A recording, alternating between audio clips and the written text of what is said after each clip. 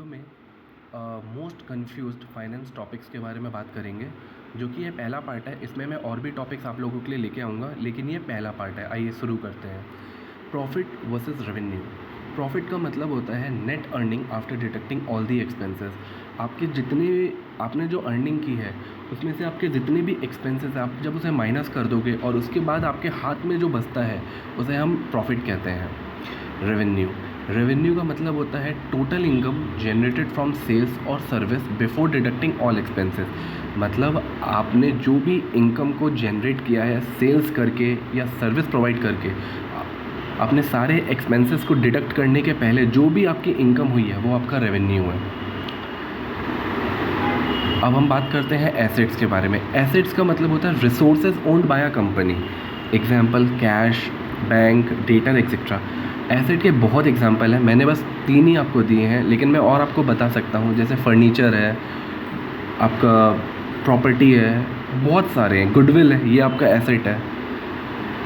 फिर हम बात करते हैं लाइबिलिटी का मतलब होता है ऑब्लिगेशन अ कंपनी ओज। मतलब एग्जाम्पल देते हैं हम इसका, क्रेडिटर, लोन एक्सेट्रा। मतलब आपकी ये लाइबिलिटी है, एक कंपनी की लाइबिलिटी है जो उसे पूरी करनी है। जैसे क्रेडिटर को पैसे देने, अगर आपने बैंक से या NBFC से लोन दिया है तो ये आपकी ऑब्लिगेशन है कि आपको उसे वापस करने हैं। फिर हम बात करते हैं ग्रॉस मार्जिन की। ग्रॉस प्रॉफिट मार्जिन मतलब सेल रेवेन्यू, उसमें से माइनस करेंगे कॉस्ट ऑफ गुड्स सोल्ड, और हम जब रेवेन्यू से उसको डिवाइड कर देंगे तो हमारी ग्रॉस प्रॉफिट मार्जिन आ जाएगी। अब हम बात करते हैं net profit margin. Net profit को अगर हम डिवाइड करेंगे सेल रेवेन्यू से तो हमारी नेट प्रॉफिट आ जाएगी। ये रेवेन्यू, ये सब रेशियोज़ हैं। ग्रॉस प्रॉफिट मार्जिन एक रेशियो होता है, नेट प्रॉफिट मार्जिन एक रेशियो होता है।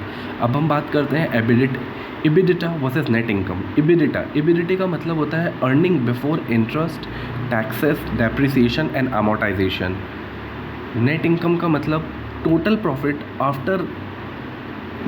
After all expenses including interest, taxes, depreciation and amortisation.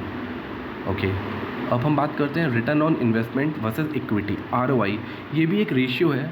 इससे हम मेज़र करते हैं कि प्रॉफिटेबिलिटी को रिलेटिव टू टोटल इन्वेस्टमेंट। हमने एक इन्वेस्टमेंट में जो इन्वेस्ट किया था उससे हमें कितना रिटर्न मिला है, हमारी प्रॉफिटेबिलिटी कितनी हुई है। ROE का भी मतलब वही होता है, measure profitability relative to shareholder equity. हमने जो इन्वेस्ट किया था, शेयर होल्डरों ने जो इन्वेस्ट किया था उससे उनकी कितनी प्रॉफिटेबिलिटी हुई है, इसे हम इसे मेज़र करते हैं।